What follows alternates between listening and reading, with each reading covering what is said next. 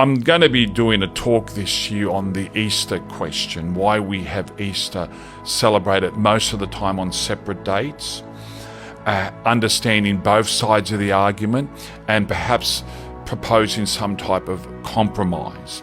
The Catholic position is firmly the correct position because we base ourselves on a calendar, the Gregorian calendar since 1583, which is astronomically more correct than the Julian calendar. We both shared the usage of the Julian calendar since the Council of Nicaea in AD 325 to 1583. The Julian calendar really is redundant astronomically because it's inaccurate by 11 minutes a year.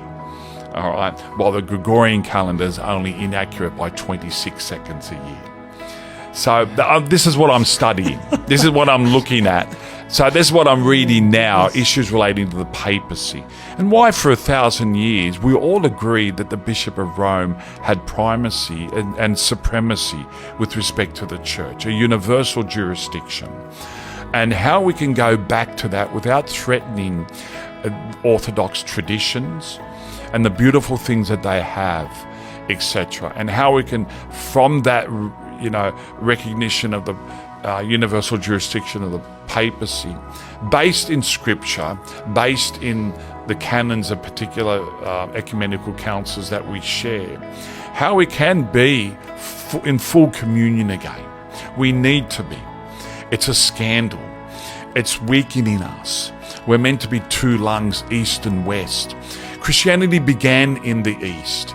It began in Jerusalem. It began in the Holy Land. It spread from the Middle East. It's not a European thing as such. It became a European thing. It's not a Western thing as such.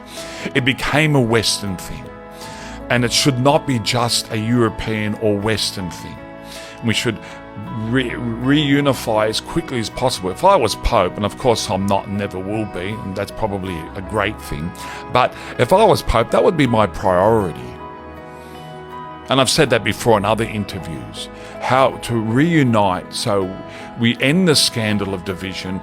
The reunification will strengthen the Church, bring us into full brotherhood and sisterhood in the one baptism, and how we can re-evangelize particularly the Western world, because the Western world is dying and it's choosing to die. It wants to shed Christianity. It wants to abandon it. It wants to go on different paths that will be self-destructive ultimately, because these paths basically are all imbibing the sexual revolution, which is destroying everything we know and understand about life, love, sexuality, marriage, family, the culture that's built from that, objective truth, reality. All these things are being challenged, undermined, threatened by what we call woke.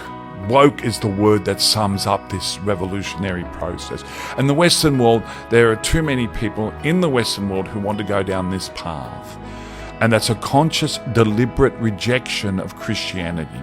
So we need unity to be strengthened and absorb each other's good traditions, unite them, and so we can be a more powerful force of evangelization and to re-Christianize the world.